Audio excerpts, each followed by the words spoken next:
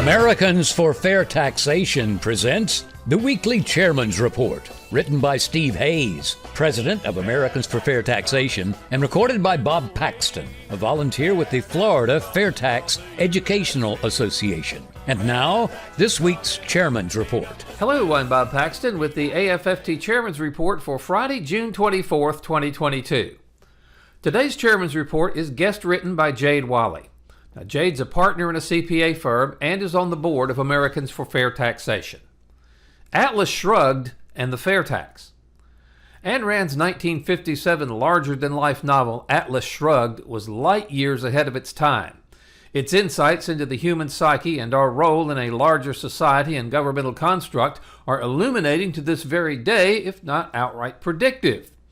Now, as my daughter embarks upon reading this masterful piece of work and penning a scholarship essay on the book this summer, a thought arose.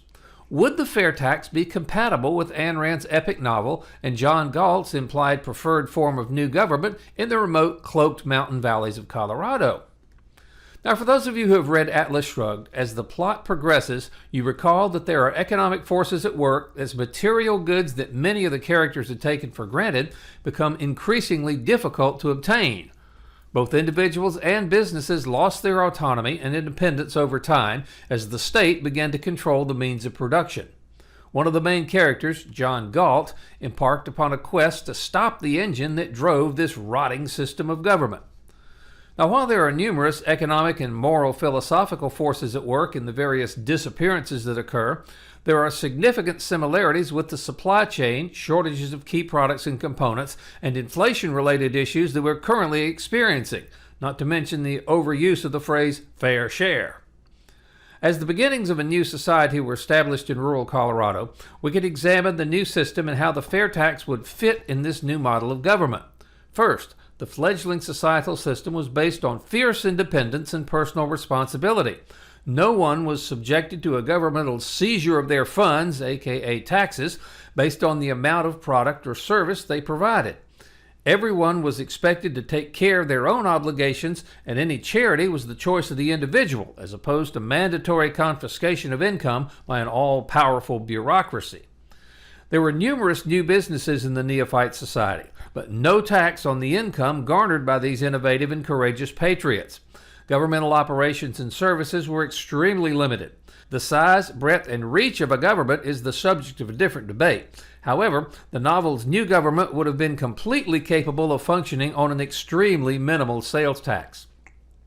The FAIRtax is based on several principles, those being simplicity, fairness, transparency. New goods and services would be taxed once and only once, efficiency, and visibility. The FAIRtax principles would have been ideally crafted to perfectly serve the contemporary new society in Atlas Shrugged. As the society grew and a social safety net became preferred by the citizens in the rare case that someone fell on hard times, the FAIRtax prebate, which untaxes expenditures on life's basic necessities, would ensure that no citizen paid consumption tax on life's required inevitabilities. Further, the ferociously independent and resolutely self-made concepts in the novel would work perfectly with the FAIRtax. The FAIRtax would not confiscate the income or property of any man or woman working hard in the new society to improve their station in life. The people would have a choice, a prerequisite for a free and independent society, as to when and how much consumption tax they would pay to fund the government's needed services. This choice would be made as a citizen decided on whether to purchase goods and services beyond their rudimentary compulsions and provisions. One of the incredible effects of taxing consumption rather than income is that it's a natural hedge against illegal tax evasion, which is currently $1 trillion a year in the United States. And the new citizens would have a completely different psychological reaction to paying taxes when they chose on consumption beyond necessities, as opposed to having a portion of their hard-earned income appropriated by the governmental regime of the day. So in conclusion, what's this all mean? The FAIRtax and its core principles hold up to one of the most admired, innovative, and dare I say, desired governmental systems contemplated in recent history. Some argue that the system envisioned in Atlas Shrugged is the very system that we in the U.S. began with, but have since lost our way. It's apparent that the FAIRtax would work incredibly well in our current behemoth of a federal government as a preferred system of taxation.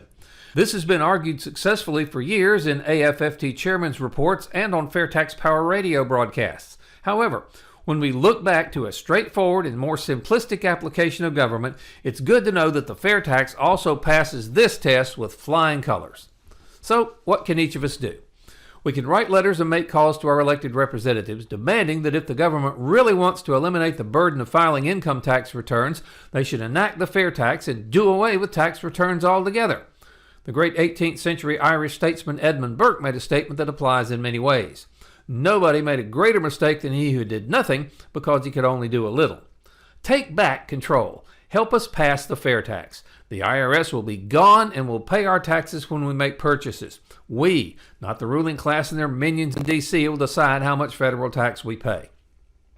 If you have friends who don't know about the FAIRtax, send them to fairtax.org. Have them watch the whiteboards under How It Works, and if they agree, ask them to please join us. Then, contact your members of Congress and the President and demand that Congress pass the FAIRtax, the only truly fair tax. This has been the Weekly Chairman's Report, written by Steve Hayes, President of Americans for Fair Taxation. Check back every week for news and information about the fair tax and learn why the fair tax should replace our antiquated federal income tax system. If you'd like to receive a copy of the Chairman's Report in your inbox every week, sign up at fairtax.org.